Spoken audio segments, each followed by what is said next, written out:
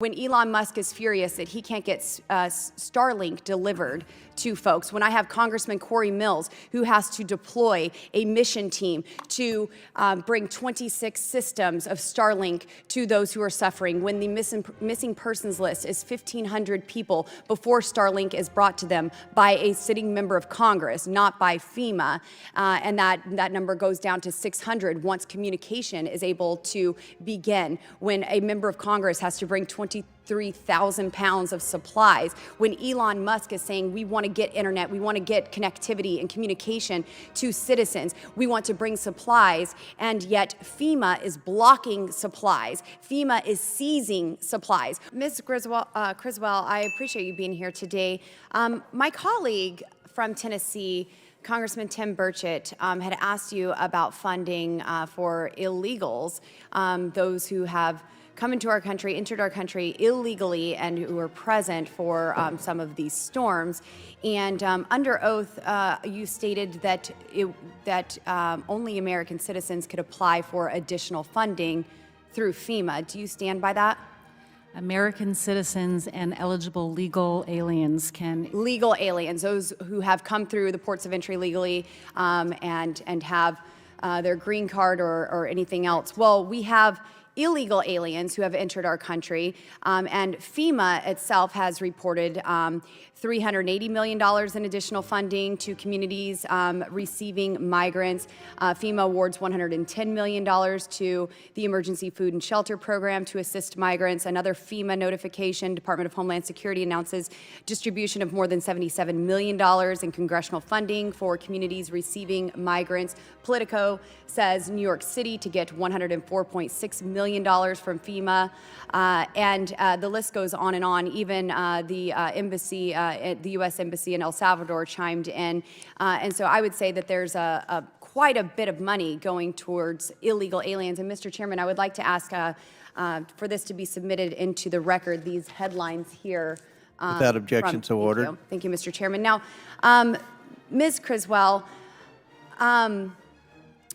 we've heard that Ms. Washington said that she's being used as a scapegoat, and I kind of lean to believe that, because here today we have this list of chain of commands. We have supervisors who are all around her, yet we can't point to any specific supervisor who's being held accountable here. We've heard that there's an investigation. We hear about investigations all the time.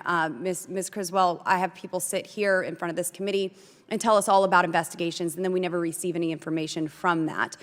We have seen the devastation of American citizens who have been impacted by these hurricanes, and they want answers. So is Ms. Washington being used as a scapegoat for carrying out the directive to not go to homes with Trump signs? I received information on November 7th that there was an employee that had directed homes with Trump signs be avoided. And you terminated her, but are there others who are going to be held accountable? Now let me ask you this, okay, you have the investigation that's been asked of you.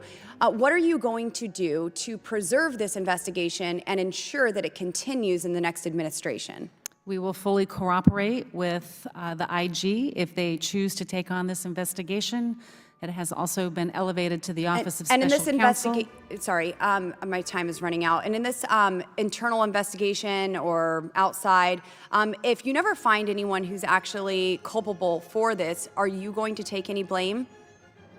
We are conducting ongoing investigations. Are you going to take any blame if no one is found? If no one is found, if we find anyone that has been violating the way we deliver assistance, I'll move on. I'm sorry, you're not answering my question directly. So this is a culture that the Biden administration has allowed to cultivate as, and I believe that you are a part of this, as FEMA.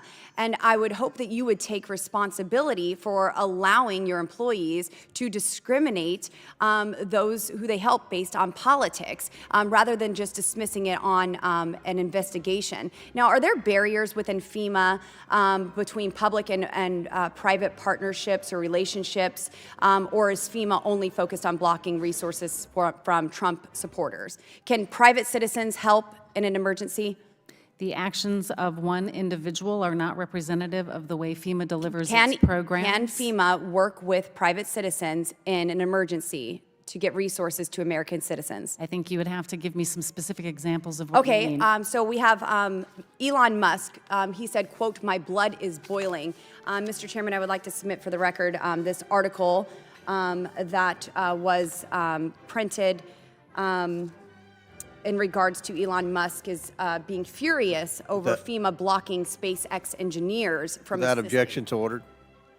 So when Elon Musk is furious that he can't get Starlink delivered to folks, when I have Congressman Corey Mills who has to deploy a mission team to bring 26 systems of Starlink to those who are suffering, when the missing persons list is 1,500 people before Starlink is brought to them by a sitting member of Congress, not by FEMA, and that number goes down to 600 once communication is able to begin, when a member of Congress has to bring 23,000 pounds of supplies, when Elon Musk is saying we want to get internet, we want to get connectivity and communication to citizens, we want to bring supplies, and yet FEMA is blocking supplies. FEMA is seizing supplies. When I have a senior high school student from Rifle, Colorado, Cody Wyatt, who is driving across country to get supplies because FEMA hasn't been seen in 11 days in North Carolina or in Pensacola, Florida,